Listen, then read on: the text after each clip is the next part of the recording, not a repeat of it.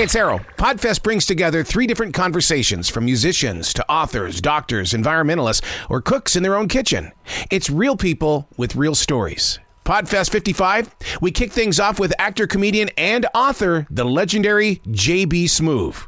Then we're stepping behind the curtain of animation to visit with one of the biggest voices around, the voice of Yogi Bear, and so many more, Jeff Bergman. Our third conversation is all about music and how yesterday's songs still have an impact on today. Rockers Jeff Carlson and Frank Hannon. This is Podfest 55. Unplugged and totally uncut with JB Smoove. What's going down?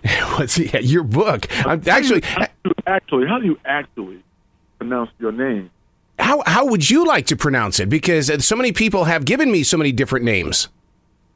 Now, if it's up to me, I would add some more words to my name, like Amona. You should figure like how to spell Amona, right? Amona, and that way your name is I'm on a roll. See that?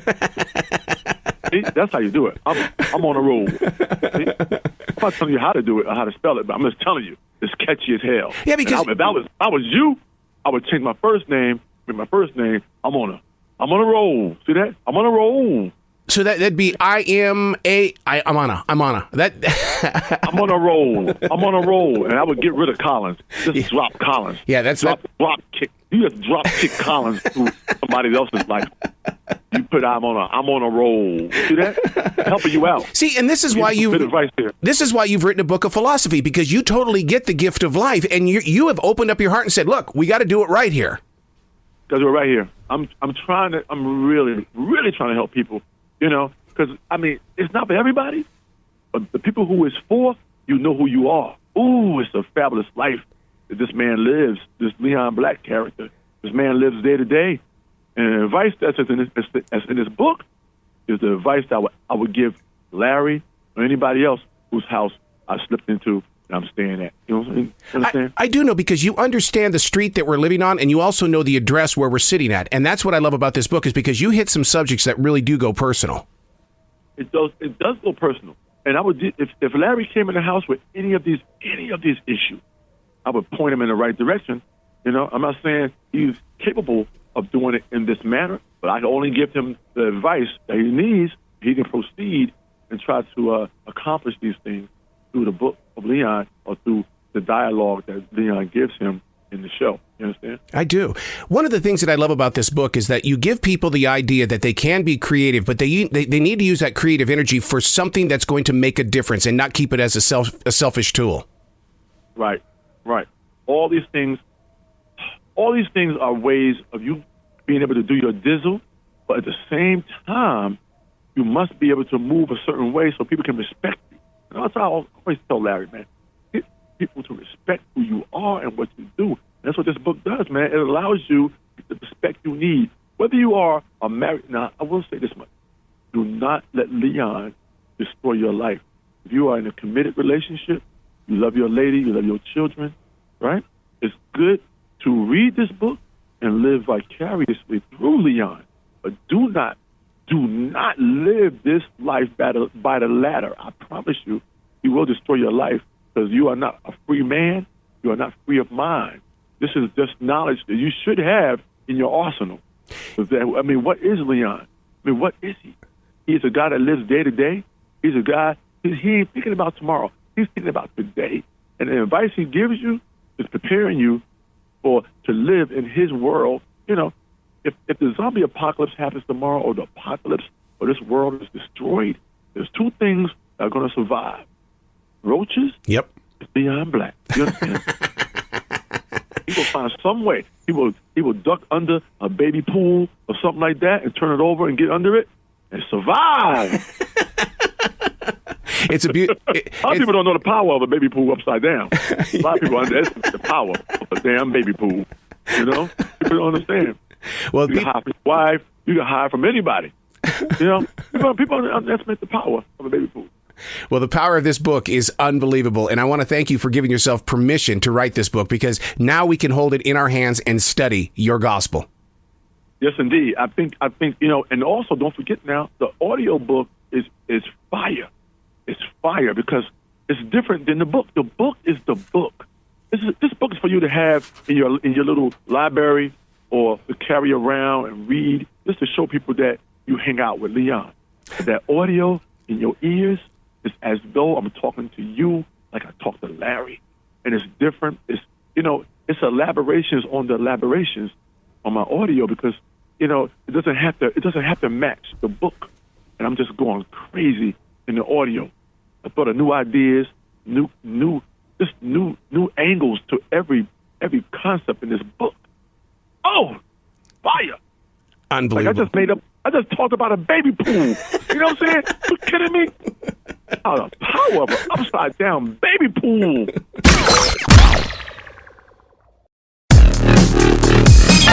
Episode number 275 is with voice actor Jeff Bergman, the voice of Bugs Bunny in Space Jam 2, and Yogi Bear in Jellystone on HBO Max. Hey, Arroe, how are you? Absolutely fantastic. Man, you are really on a major league role. And I got to talk, I want to talk about Jellystone so bad because you guys have humanized all of these characters that I've been watching my entire life. Yeah, I mean, I'm excited because I grew up with them like a lot of people did in the late 60s, early 70s. And they had their separate universes, but now they all kind of converge together in the town of Jellystone. So I'm excited for people to see this iteration of it. Well, it's so fascinating because, I mean, these, in the old days, when you would have, the characters and stuff like that, they had their individual cartoons. But now when you see them all in one place, it's like, oh, my God, it's an entire city of these guys. Yeah, it's a party. I mean, because not everybody will recognize everybody. I do Wally Gator, Mr. Jinx, and Ranger Smith and Yogi Bear. But there's Captain Caveman, Jabberjaw, Augie Doggy. There's so many from the Hanna-Barbera library, and they all have different jobs. They all have different occupations. Yogi is a doctor, works at a hospital in Jellystone. So I it's very silly, but it's a lot of fun. Captain Caveman was the cartoon that we got on Sundays up in Montana, and that's what I loved. I always thought that they did that especially for kids because not everybody could wake up at 6 o'clock on Saturday mornings. Now, what is it like for you to be? I mean, Yogi Bear as well as all the characters that you're doing. I mean, to be Yogi Bear, and then when you're in Space Jam, that you're Bugs Bunny. I mean, is it tough to play different characters like that? They're very different universes. Yogi Bear is smarter than any average bear and lives in the Jellystone universe. And Bugs Bunny is a wily, wascally wabbit. Do you feel like Mel Blancs, or do you feel like that maybe Mel Blancs is moving through you? Well, I'll tell you what. When I met him 40 years ago, I'll tell you what. I kind of try to keep that with me. That changed everything for me when I spent time with him. So he was the Jedi, the father of the voiceover industry. So without him, I wouldn't have a career. That's for sure. What was that like for you to meet him in the way? Because I remember when I saw Casey Kasem for the very first time, and because in radio, you only assume you know what they look like. What was it like for you to see Mel Blanc up close and personal, knowing that he was the voice of all those people? Well, it was really shocking in a way because a lot of people didn't know what Mel Blanc looked like. They just knew his voice. But I knew him because my parents were big fans of the Jack Benny Show, which was a show that was on in the 50s and 60s. And Mel Blanc would play, different characters on that show. So I knew what he looked like right away. So I just was, to me, he might as well have been the president of the United States. He was a big star in my mind. When you perform today, do you find yourself getting closer to the writers in the way that that you participate with the scripts and everything like that, or how do you do that? Because you bring these characters out so real. Well, sometimes a line really works very well, and other times you kind of have to like massage it a little bit and just bring it to life. And we tried so many things in Space Jam. You just never know. Like when we were shooting the ending of the film, the last scene of the film, we tried a lot of different things to see what kind of, what's the most Bugs Bunny-ish kind of way to say it, but yet it represents that scene and that moment. It's the last scene of the film. So it's a lot of experimentation. You don't know necessarily what's ever going to work. I think that's kind of the scary part, but yet the fun of it too. Meeting Mel Blanc and him might as well have been the president at some point. And while he's got a lot of different voices in his bag, you've actually done the voice for several different presidents your own self, like Ronald Reagan, Donald Trump, Joe Biden. Is there a different mindset that it takes for you to put yourself into to perform something like that versus the place you come from when you're trying to do a Bugs Bunny for a scene? Well, I mean, it is. It's very, very different because, there's a lot of terrific things we did when I was president. And we all know who the real president is. And it was amazing. But they don't want to talk about it. But that's okay. It's okay. Very, very different. Very different. Yeah, that's a whole different thing right there. So do you sit around just impersonating everything that you see on TV? Yeah, kind of. Yeah, kind of mock everything I see. It's a great place to be because you don't have to take anything all that seriously. Now, for it to be on HBO Max, Jellystone, I mean, this is cool in the way that, I mean, dude, you know what it was like when we were kids. We had to wait a week to see a brand new episode. But being on HBO Max, I mean, this sets it right out there for everybody to have some fun. I think so. I think it's really going to be cool because if you haven't seen any Hanna-Barbera cartoons, it won't matter because they're so broad, they're so silly. The colors are really vibrant, and the animation is a lot faster paced. But if you knew Huck and Yogi, like in my age group or people a little younger than me, then you'll see the essences of those characters are really still there. So, I'm excited. I'm hoping that people are really going to love it as much as we enjoyed recording. The Looney Tunes, they've been around for a really long time, and since 1930, and now we're in 2021, everybody knows who the Looney Tunes are, but how do you think that you specifically have kept Bugs alive and modernized him to appeal to this new generation? Well, thanks to, I think, a lot of the writers in the different iterations. I did a series called The Looney Tunes Show years ago, and that's where Bugs and Daffy were like the odd couple living in the suburbs together. So the writing was so much fun, but yet we always refer back to the origin, and I think that's kind of what keeps them the essence of who they are. I mean, Daffy is a very contemptible character, and Bugs is sort of wily and can kind of do anything. With his wits, so we always try to keep the essences of the characters as best as we can. With Bugs Bunny in Space Jam, first of all, I think Bugs is like the star of that. I mean, I realize that LeBron James is in there, but my God, Bugs just really steals that movie. For you to have that leading role like that's got to be a pretty good spot for you, dude. I'll tell you what, when I saw the film, I was shocked. I was crouching down in my seat thinking, like, I hope this is really going to be good because you just never know until you see it. I hadn't seen it, so it was just it was overwhelming. That's all I can say when I first saw it. And then I saw it a second time, and then I really enjoyed it. I could just relax. So, yeah, I was stunned. I don't know any other word that better describes it. Well, it was the number one movie over the weekend. They pulled in the most money for the weekend. So, dude, hopefully this is the one that finally gets people back into the theaters and gets us, all motivated to fall in love with fun. Well, I hope so, Doc.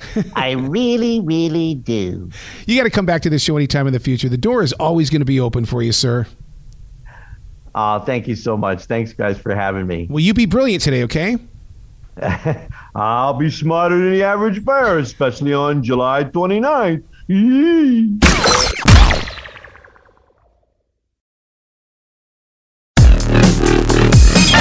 We are unplugged and totally uncut with Jeff Carlson, who is teamed up with Frank Hannon, and they've re-released the song Jukebox Hero. Oh, there is a story here. I mean, they pay incredible tributes to the group Foreigner because that band has been very influential on both of their careers. See, in 1981, Foreigner released Jukebox Hero. It's a song that focuses on a boy unable to purchase a ticket to a sold-out rock concert. From outside the show, he hears one guitar, and everything changes. And Jeff believes in that same thing. I mean, his music experience was elevated. And that's what's great about highendpottery.com. You can elevate your own experience with original art, with customized art. We're talking about more than just two hitters, pipes, bongs, and bubblers, and wake and bakes. I mean, they have got some of the most incredible art. Just the other day, we're talking about one guitar, right? Just the other day, I was in the art studio at highendpottery.com, and they were making a pipe that looked exactly like a rock guitar. Mind-blowing. I said, how? How'd you do this? And he goes, somebody wanted it customized. I created it for him. hi-inpottery.com.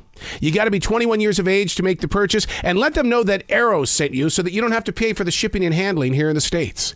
We are unplugged and totally uncut with Jeff Carlson. Hey, brother, how you doing? Fantastic. I was just leaving you a message. Was it one of those evil ones going, where the hell are you, man? You're supposed to be on the phone with me right now. No, it's all good, man. I'm like, I think this is right. I'm calling to see what's up, and I'm like, oh, that must be you. It's all good, dude. Man, I got to tell you, you were born to sing this song, Jukebox Hero. This song has been waiting for you and this moment right here. Oh, thanks, man. I'm honored and flattered to be here. I mean, because this song itself, a lot of young guys back in the 70s and even today were really connected with this song, because how many of us did put our ear up against that arena wall and we heard that one guitar? Oh, big time. Yeah, that's been the story of my life, pretty much. Now, speaking of stories, there is a story behind this, because I mean, Frank got involved with this in some way or form, and I think it's so incredible that the collaborating that is going on in music right now is just mind blowing. Oh yeah, it's really cool, man. I was real fortunate. Frank's a dear friend of mine. I was lucky to do some shows with him. We've done, my old band has opened for him several shows, and I've got up, and actually what happened was I went up to Sacramento, where he lives, and we did a show together. He had a private party he had to play. It was a set of Tesla songs, and I learned a whole set of Tesla songs with him, man. And it was just like a bucket list, I mean, it was a dream come true, So when I was up there, I was like, hey, man, I'm getting ready to record a song. You mind throwing down a lead real quick for it? And he's like, no problem. So he literally did it in one take. So I was just like, wow. That's a rock and roll dream right there, isn't it? I mean, usually, when we were kids, we would sit there with the 45s or even the cassettes and CDs just playing right along with them. But right there was somebody in front of you. Exactly. Yeah. Well, I mean, we sent him the files and everything, he did it at his house, but I just, he's so amazing. I mean, there's him and there's everybody else, what I mean? It's just like, he's one of the most great, and beside being an amazing musician, I mean, that goes without saying, he's a sweet guy. I mean, he is just the nicest guy. He's so real, I mean, there's no airs or pretentiousness or rock star garbage with him. He's so great, man. He's one of these guys I could literally not talk to for like 10 years and then pick up where we left off, like time never elapsed between. He's so great, man. Well, he also comes across as that kind of guy that if you did wait 10 years, he'd say, what'd you do, ghost me? What's going on here, man? No, I know, right? Yeah, no. Well, what would happen is I first met Frank in 2010. I used to live in Tucson, and my band opened up for him at a club out there, and then I got up and sang Modern Day Cowboy with him, which was huge for me, man. It was awesome. And so we kept in touch, and through all the years, Tesla would go out for, a year at a time, or off and on. And then when he got back off the road, we talked, and so, I mean, it's one of those things where if I don't talk to him for, a couple months or whatever it is, we pick right back up, so yeah, so it's all good, man. What is it with the bands out there in the southwestern part of the States that really are just hardcore? It's a brotherhood. Oh, it is, man. Absolutely. I think the older we get, the less we're likely to be combative as far as competition goes. We're all kind of in the same boat, kind of in some way or fashion. I mean, I'd like to think that, there's no room, when we're 19, 20 years old, we're, young and kind of dumb or whatever, as far as I'm speaking for myself. So, but you just have too much testosterone when you're a young kid, you just think that, the world evolves around you, and it's like, no, let's revisit that, let's all just come together here. Pretty much. It's all about the long rock and roll hair and singing at the best that you can be. And then all of a sudden you begin going, wait a second, there's an art art to all of this. Hey, how do you do this? How do you do that? Yeah, absolutely. Well, every time I go see guys like Frank or Tesla or anybody of my heroes, that I grew up with, I was always in the frame of mind of taking notes. I'm like, okay, well, this works, that works. Okay, let's, and you just do it by trial and error. And eventually, you get either pretty good at what is your comfort zone. I got pretty good at reading audiences and figuring out, as far as set change or any type of song. Obviously if an audience is kind of like blah, you don't want to do a mid-tempo song and bore them. You want to kick their ass, so yeah, man, it's all a work in progress, Yeah, because you can't really get up there and predict if you come to Charlotte, you can't go to Raleigh or go even higher up on the East Coast and say, well, I'm going to play the same set list every night. Oh, no. Yeah. Well, a lot of bands have done that. Motley used to do that. I think but when you're in that category and you're actually, a visual show, I don't think it really matters with a band like theirs because it's kind of like everything. Nikki is a genius. I mean, they sit down and they go from A to Z and what works. And, they may, throw a song or two different every once in a while, but for the most part, they're usually the same. But, with us in the position we're in, I think it's good to have a wide range of songs. So in case you do come across an audience that you want to do something a little different or whatever, you can relate to them more, so you're not stagnant, You bring up Nikki Sixx's name, and right away I go back to Jukebox Hero, and I'm listening to that bass guitar. Dude, that bass guitar is making a move in this song right from ground zero. Awesome. Thank you. That's all Corey K, my bass player. I got to give him total credit for that, man. That's the thing. I think we tried to put our own spin on it without losing the integrity of the original. You know what I mean? I have such respect for Foreigner that, if you do a song like that, you've got to have the vocals have to be there, and just the whole production. And our lead guitar player, Robbie Wolf, his son, Brandon, he's like 21, man, or 22. And he's this like genius when it comes to production. He records like video game, music, and movie music. So he's really, really, really good at production, and that's what he does. He's got his own studio, and he's doing great out in LA, and you almost have to have someone with their ear to the ground with today's production as far as to be relevant, to not sound dated for what we do. You bring up a very interesting point in the way that the younger generation really is doing that inside their studios, because even in this neighborhood here, I was amazed at how many kids 18 that graduated this year are going to universities because they landed a scholarship because of what they're doing in the studio. Yeah, man, it's great. That's really cool.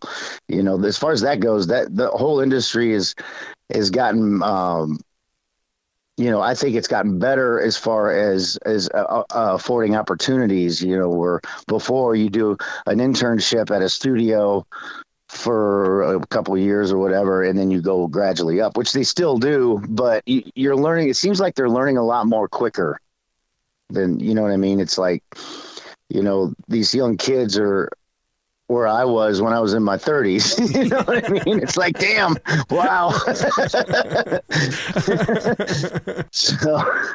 So now bringing music forward in 2020, we know that fans and stuff like that have gotten very quickly used to the fact that they can go on to a Facebook, or they can go on to these little private concerts and stuff like that. When you get back out on that road, is it going to be an adjustment for you as well, going, oh my God, I can actually see them this time, whereas before I've just been that guy on the screen? Yes and no. I mean, I've toured my whole life off and on. I just miss the contact of being around people right now. That's the biggest thing. I can't wait to somehow, some way get back. It's just really tough not being able to play, but in some ways it's good because we're taking the time to detail our new record and really, when we record, I don't want there to be, a time crunch so quick that we turn around and go, oh man, I should have done this, to a song or whatever. We're actually taking our time and really doing it, every little detail work, on all the songs. So that makes a huge difference. That's why Def Leppard used to take 5 years to do a record, Yeah, and yet Joe Elliott will sit there and say, "We are the hardest working band because we came from a gigantic factory." Exactly. That's pretty good, man. Yeah. Well, I mean, they do tour their ass off, but I mean, it took them forever and a day to get a record done. I mean, I know, Rick Allen's arm came off, and that was a big holdup, and I get it, man. I got nothing but love and respect for those guys, keeping him in the and him working hard to get them where they are as far as like all working together. I mean, that was just huge.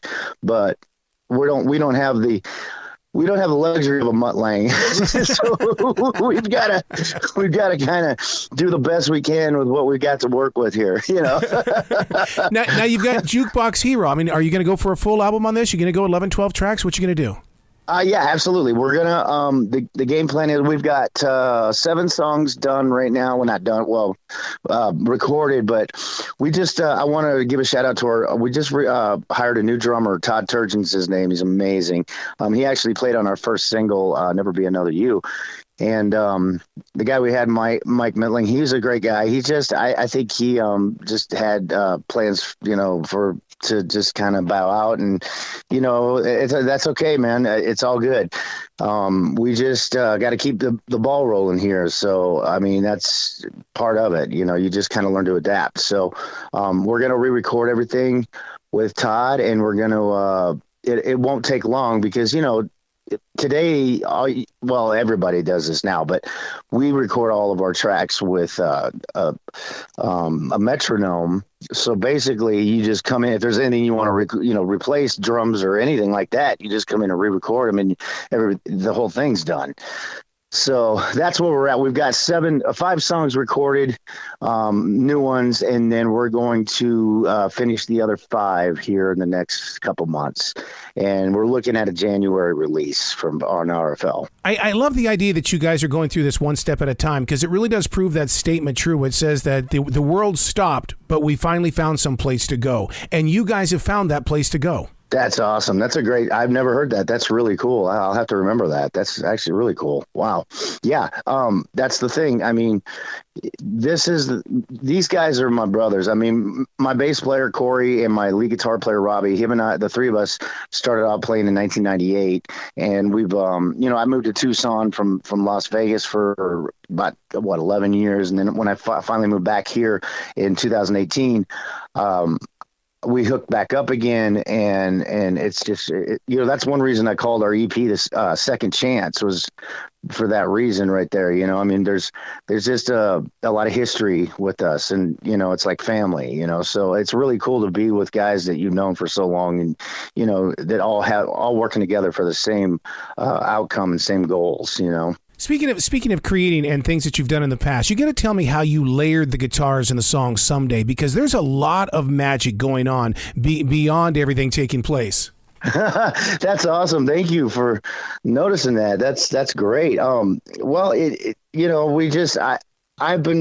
I used to have a band called China Blue back in Missouri back in 1994, 93, something like that, 92, somewhere around there. And so when I actually wrote that song with originally with those guys, and I've always carried it with me throughout the years. I mean, that band's obviously disbanded, but we sat down, and I play a Gibson Les Paul, so does Robbie. We just have our tones, and we just did one track at a time. And I layered a 12-string in there, which is really cool. I hear that. yeah. That's and we've always paid attention to a lot of the production techniques. Def Leppard, Journey, a lot of the bands we grew up on. So it's not like we're trying to emulate them exactly, but we're trying to use our influences to make our own, and so that's kind of the thought process behind all that. Well, that's what it's all about. So where can people go to find out more about the band, about the song? And, I'm sure that hopefully by October, November, you're going to be back out there or getting ready to go on the road. That would be nice. The way everybody's talking, I mean, they've already canceled NAMM, which is January, which is a drag. But I get it, I honestly don't know if things open back up, absolutely, we're gung ho to go. But the problem is we're kind of at the mercy of the industry opening the clubs back up and the rooms, because we were supposed to play April 17th with Tesla at House of Blues out here, and that got canceled. So I can just imagine, bands like that who really depend on it for their bread and butter. And then they can't tour because there's no money. Everybody's losing money now. So we go out right now if we could. It's just a question of when everything's going to open back up so we can get out there and start getting some traction. Man, if you can get your hands on a Rolling Stone magazine article that they did last week, it was one of the most haunting, authentic stories about this whole thing, how for the first time in any history, everybody on this planet stopped. And it was like, and now we have to sit here and figure out how we're going to rebuild, and we're going to have to work together in order to do it. I know that's not a bad thing. I think there needs to be more of that, actually. With all the craziness going on, I'm not a political guy, and I don't choose sides. I just keep my thoughts to myself. But at the same time, it's like, man, can't we all just get along? Wow. Is there a little bit of Crosby, Stills, Nash and Young inside that heart of yours going, maybe it's time for a song like Ohio or something like that? Yeah, a little bit. Yeah. Actually, it's funny you say that.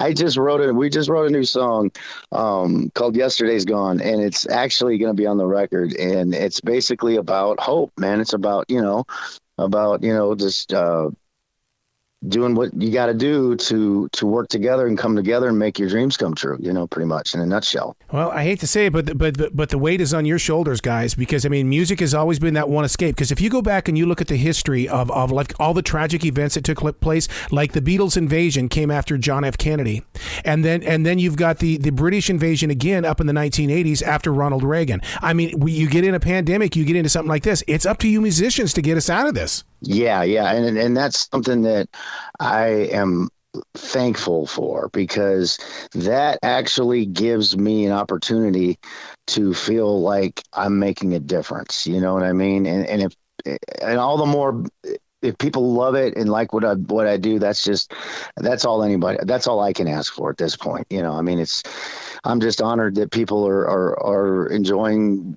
what I'm doing. I wish I could do more, but it's like, because of the way the world is right now, there's only so much we can do. But at the same time, what I do, I want it to be positive. That's right. That's right. Yeah. That's right. Dude, you got to come back to this show anytime in the future. The door is always going to be open for you. Thank you so much, Arroe, man. I am just blessed to be on here, honored, and thank you so much for your time. I'm so grateful to be here. Excellent. You be brilliant today, okay? You too, buddy. Talk soon, man.